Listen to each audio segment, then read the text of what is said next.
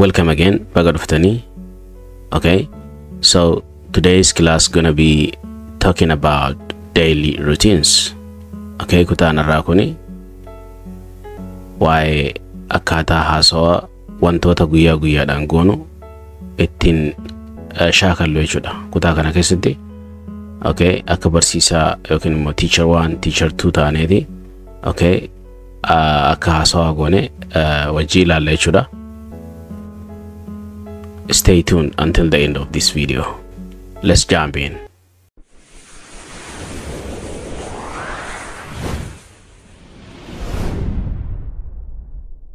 So here I'm gonna start conversation as teacher 1. Asirratti ani barsiisaa yookiin immoo teacher 1 ta'eetiin eegala.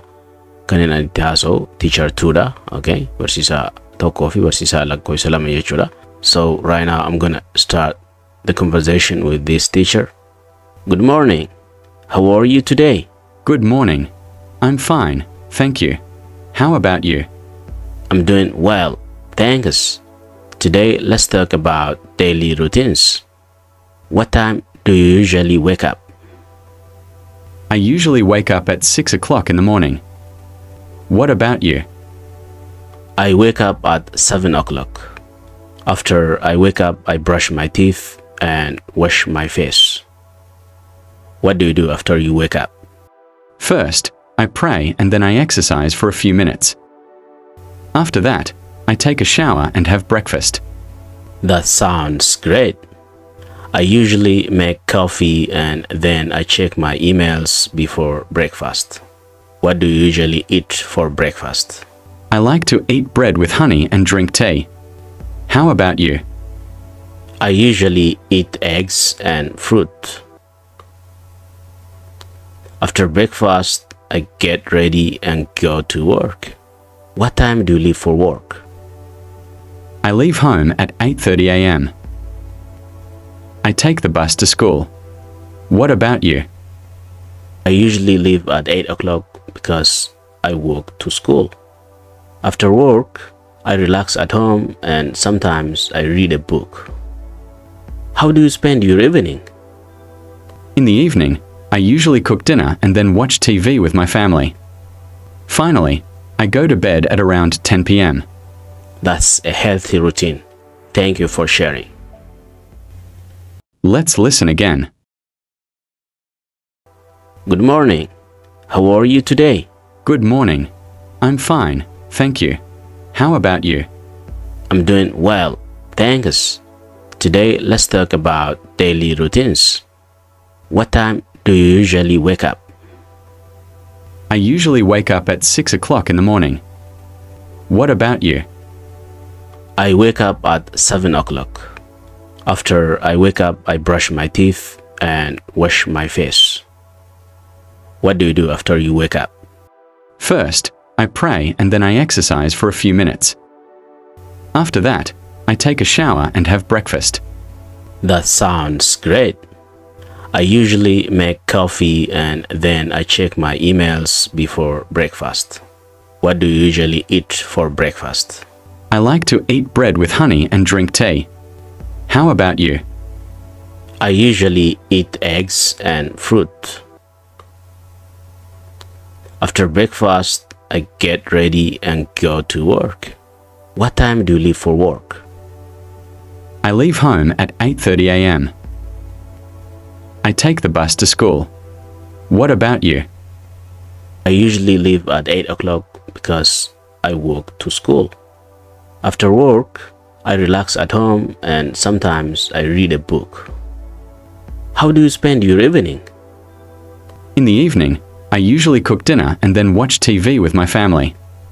Finally, I go to bed at around 10 p.m. That's a healthy routine. Thank you for sharing. So, kana fakkaata haasawni nuti waliin goone. So, ammaan tana keessa deebi'uudhaan haasawa waliin goone kana tokko tokkoon haa ilaallu. Maal jechuu dandeenya? Gaafiin yoo akkam ta'e deebisaan akkam ta'a? Waa'ee haasawa guyyaa guyyaatiin wal qabatu. Wantoota guyyaa guyyaadhaan raawwannuun wal qabsiisnee kan jedhu jechuudha. So jalqaba irratti anatu barsiisaa biraa gaafata.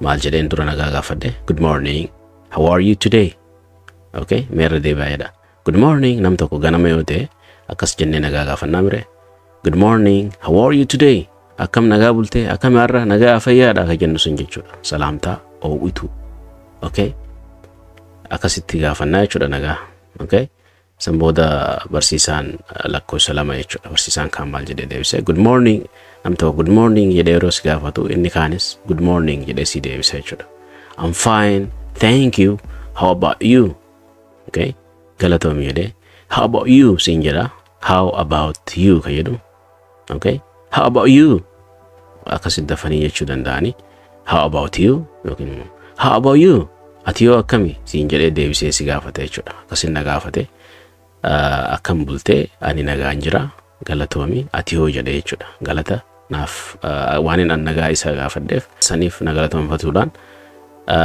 how about you ati yoo jedhee na gaafataa jechuudha deebisee okay kattaanu anaa deebisaa fi I'm doing well gaariin jira yookiin nagaa thank you anis deebisee galatoomfachuun qaba jechuudha today maalin jedheen today let's talk about daily routines arraan tana waa'ee daily routine jechuudha haasawaa guyyaa guyyaadha routine keenya haasofnuun jedheen okay maali afaan oromootiin akkaan itti hiike ani nagaan jira galatoomi har'a waa'ee hojii guyyaa guyyaa irratti haasofnu yookiin immoo wantoota guyyaa guyyaadhaan raawwannu haasofnu jedheen okay itti aansuudhaan anaatu gaafii eegale jechuudha what time do you usually wake okay what time okay sa'a gaafachuudhaaf what time do you usually wake up usually jechuun yeroo baay'ee jechuudha what time sa'a kamitti yookiin sa'a meeqatti